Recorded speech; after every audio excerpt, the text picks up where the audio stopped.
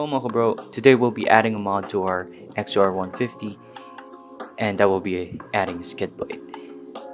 I've been riding frequently in the trails and hearing those rocks just fly under there made me thought of adding a skid plate.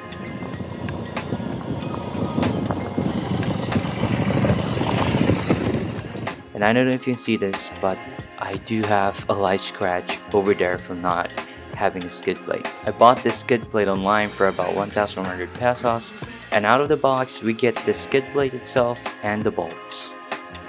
Now, the skid plate is steel, so it's a bit heavy at around 1.4 kilos.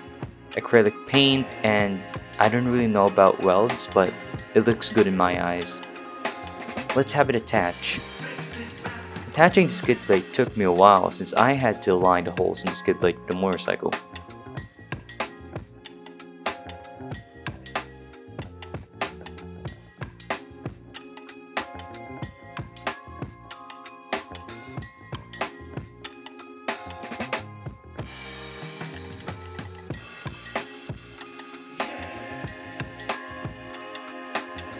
Overall, it's a great value for money if you don't mind it being steel, and the added protection really does help with the peace of mind out in the trails.